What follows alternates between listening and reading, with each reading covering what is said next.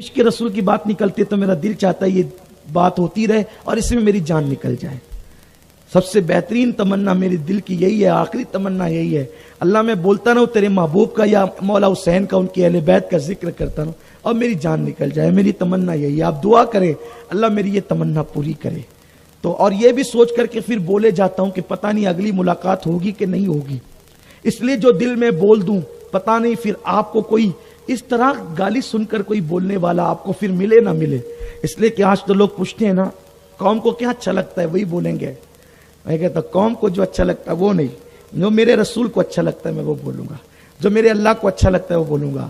لوگ مجھے گالی دیتے ہیں, جتنی دیر تک مجھے گالی دیں گے نا, جتنی دیر تک میری برائیاں کریں گے, میرے اعلیٰ حضرت نے ذہن دیا ہے اتنی دیر تک میرے رسول کی توہین سے تو بچیں گے نا. تو ہم تو یہ چاہتے ہیں. اعلیٰ حضرت کے یہاں دوسرا بیٹا آیا, 4 سال کا ہو گیا, حضور مصطفیٰ رضا مفتی اعظم جن کو کہتے ہیں. اعلیٰ حضرت کام کر رہے تھے, کتاب لکھ رہے تھے. جب آپ کتابیں لکھتے تھے تو اس میں کسی کو آنے کی انٹری نہیں تھی, آنے سے پہلے پوچھنا پڑتا تھا. سیدی اعلیٰ حضرت امام اہل سنت رضی اللہ تعالیٰ کے شہر میں بریلی میں ایک بزرگ رہتے تھے مجذوب, جن کا نام تھا دھوکا شاہ. تقریر ختم ہو جائے, تقریر ختم کر دی جائے تو بول سکتا ہوں میں. مجھے اللہ کے مرکز جانا ہے. کتنے لوگ ذرا سننا چاہتے ہیں ہاتھ اٹھا دے تو. ہاں سبحان اللہ. ہاں تو ذرا ٹھنڈے مت رہیے, عشق رسول کی بات ہو رہی ہے اور اعلیٰ حضرت کا امام عشق محبت کا ذکر ہو رہا ہے. دھوکا شاہ ایک بزرگ ہے, تیرا توجہ ہے. دھوکا شاہ ایک بزرگ تھے. دھوکا شاہ ان کو کیوں کہتے تھے؟ لوگوں کو اس پہ بھی اعتراض ہے کہ یہ کیسے ولی ہیں, ان کے عجیب عجیب نام ہوتے ہیں ولیوں کے عجیب عجیب نام. کوئی گھوڑا پیر ہوتا ہے, کوئی انجان شاہ ہوتا ہے, کوئی دھوکا شاہ ہوتا ہے. یہ کیا ہے؟ میں کہتا ہوں اس کے پیچھے کچھ راز چھپے ہوئے ہیں. وہ انجان شاہ وہ ہوتا ہے کہ ساری دنیا ان کو جان کر بھی انجان ہوتی ہے. ہاں ان کے مرتبے کو نہیں پہچانتی, وہ انجان شاہ ہوتا ہے. تو دھوکا شاہ وہ تھے, وہ بات تو صحیح کرتے تھے لیکن لوگوں کو لگتا تھا کہ الٹ مانا لوگ لیتے تھے. ان کی کرامت تھی یہ کہ لوگ بات اس کو الٹ سمجھتے تھے. وہ اعلیٰ حضرت کے یہاں آ گئے, اعلیٰ حضرت کی بارگاہ میں, بڑے مولانا صاحب ہم کو بتاؤ. اس وقت اعلیٰ حضرت کو سب لوگ کیا کہتے تھے؟ بڑے مولانا صاحب. بڑے مولانا صاحب ہم کو بتاؤ کہ تم یہ جو کہتے ہو کہ اللہ کے نبی کی سلطنت زمین پر بھی ہے اور آسمانوں میں بھی ہے, تو اس کا ثبوت کیا ہے؟ وہ تو اعلیٰ حضرت تھے نا, علم اللہ نے بہت دیا تھا. 108 علوم تھے اعلیٰ حضرت کے پاس, 108 علوم و فنون میں مہارت رکھتے تھے اعلیٰ حضرت. اعلیٰ حضرت نے کہا سیدھی سی بات ہے دھوکا شاہ. حضور فرماتے ہیں زمین پہ میرے 2 وزیر ہیں, ابو بکر عمر, اور آسمانوں میں میرے 2 وزیر ہیں, جبریل و میکائیل. تو وزیر اس کے ہی ہوتے ہیں نا جس کی جہاں تک حکومت ہوتی ہے. تو آسمانوں میں وزیر ہیں. ایسے نہیں, میں کبھی سبحان اللہ نہیں کہلواتا, لیکن اگر اس بات پر تو آپ کو کہنا پڑے گا.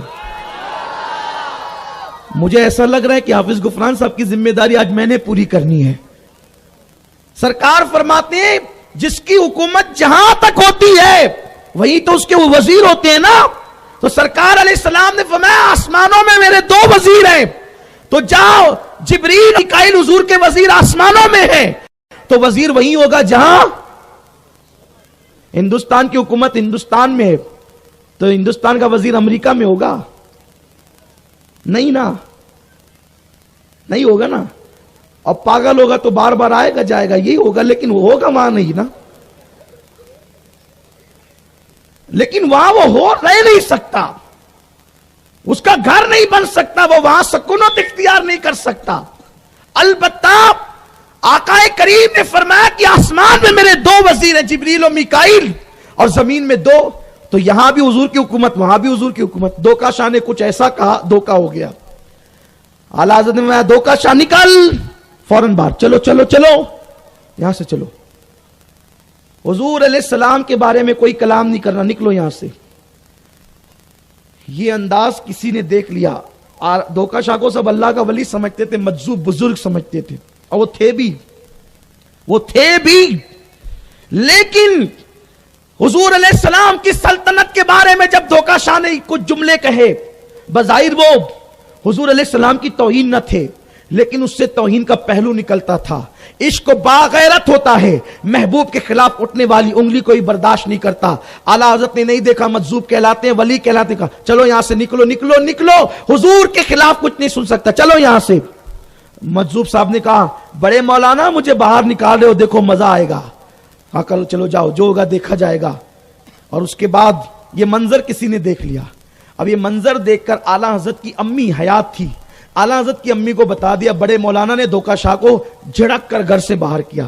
لوگ کہتے ہیں اخلاق سیکھو, اخلاق اخلاق سیکھو اخلاق. یہ اخلاق کہاں سے آئے تھے؟ یہ اخلاق فاروق اعظم کے پاس سے آئے تھے. حضرت عمر کے یہاں ایک مسافر آیا, حضرت فاروق اعظم نے کہا دسترخوان بچھاؤ, مسافر کو کھانا کھلاؤ. مسافر نے کھاتے کھاتے حضور کی شان میں کچھ نازیبہ کلمات کہے. حضرت فاروق اعظم نے کہا کھانا چھینو, اس کو باہر کرو دھکے دے کر. جو میرے محبوب کے خلاف کہے وہ میرے دسترخوان پہ کھائے, یہ میرے لیے جائز نہیں ہے. محبوب کے صدقے میں سب ہے, حبیب کے خلاف بولے گا میرے دسترخوان پہ کھائے گا, ایسا نہیں ہو سکتا. یہ اخلاق ہے عاشقوں کے. جو محبوب کا غلام بن کے آتا ہے نا, ہم ان جانوروں کا بھی احترام کرتے ہیں. یافور کا نام ادب سے لیتے ہیں ہم. یافور کو حضرت یافور کہتے ہیں. وہ گدھا تھا گدھا, لیکن اس کو حضرت یافور کہتے ہیں کیونکہ حضور کا گدھا تھا. قصوہ کا نام ہم اپنی بیٹیوں کے نام رکھتے ہیں, قصوہ کے نام پر, کیونکہ وہ حضور کی اونٹنی تھی.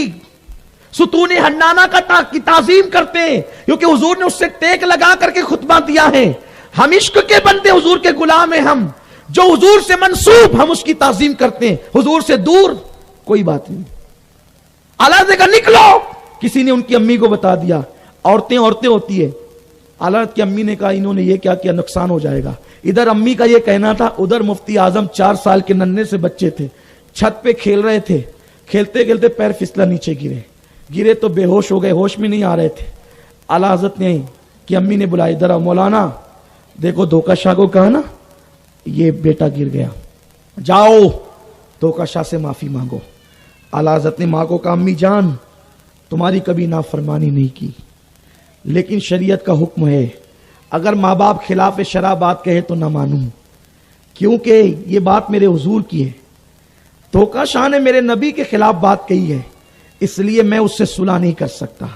کہا بیٹے یہ بچہ اتنی منتوں سے پیدا ہوا مر جائے گا, ہوش میں نہیں آتا.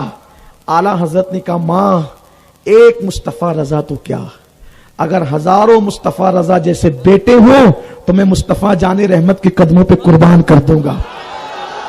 بیٹا مر جائے چلے گا, لیکن نبی کے شان کے خلاف میں نے جملے سنے, حالانکہ وہ شان کے خلاف نہ تھے. دھوکہ شاہ کا تعارف میں نے کرایا آپ کو, تو میں اس سے نہیں ملنے جاؤں گا, میں اس سے معافی نہیں مانگوں گا. اور اعلیٰ حضرت کا یہ کہنا تھا. حضور مفتی اعظم نے پیر سمیٹے, آنکھیں کھول دی, ہوش میں آ گئے, آئی گئی بات ہو گئی. اس کے بعد اللہ اکبر, صبح ہوئی, دوسری صبح تو دھوکہ شاہ لوگوں نے دیکھا, گھبرا گئے. اب کیا ہوگا؟ بڑے مولانا کے تیور تو خطرناک ہے. دھوکہ شاہ کے کہتے ہیں مولانا معاف کر دو, کل جو جملے میں نے کہے تھے تمہارے امتحان کے لیے معاف کر دیجئے مجھے. اعلیٰ حضرت کہتے ہیں کیوں, کل تو بڑی باتیں کر رہے تھے, آج معافی مانگنے آئے ہو, کیوں معافی مانگنے آئے ہو بتاؤ. تو اب دھوکہ شاہ کا بیان یہ ہے.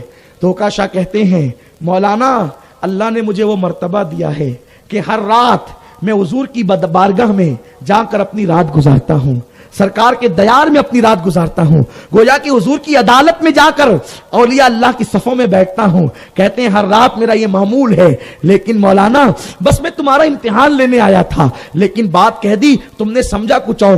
آج رات جب میں بارگاہ رسالت میں پہنچا تو میں نے سلام کیا تو آقا نے چہرہ پھیر لیا. میں نے عرض کی حضور ناراض ہیں. آقا فرماتے ہیں تو نے احمد رضا کو ناراض کیا, اس لیے توجہ حضور نے نہیں فرمائی. مولانا بڑے مولانا, اس لیے میں آپ سے معافی مانگنے آیا ہوں. دیکھو جو کوئی عشق میں اتنا آگے بڑھتا ہے تو یہ مرتبے ہوتے ہیں. اور آپ کو بتاؤں جب عشق اس منزل پر پہنچتا ہے, عشق اس مقام پر پہنچتا ہے کہ انسان کسی کی پرواہ نہیں کرتا اور آقا کی عظمت کے ڈنکے بجاتا ہے, عشق رسول میں فنا ہو جاتا ہے, پھر اس کو کیا مقام ملتا ہے. اللہ اکبر. اجمیر مقدسہ کے ایک بزرگ بیان کرتے ہیں کہ ملک شام سے ایک بزرگ تشریف لائے اور ان سے میں نے پوچھا آپ یہاں کیسے تشریف لائے, تو انہوں نے کہا کہ میں شام میں سو رہا تھا, تھا, ملک شام میں سو رہا تھا, میری قسمت جاگ گئی, قسمت بیدار ہوئی تو میں نے کیا دیکھا, آقائے کریم جلوگر ہے اور محفل جمی ہوئی ہے, بڑے بڑے اکابر اولیاء موجود ہیں, اور حضور علیہ السلام جیسے محفل میں کسی کا انتظار ہو رہا ہے. میں نے عرض کی یا رسول اللہ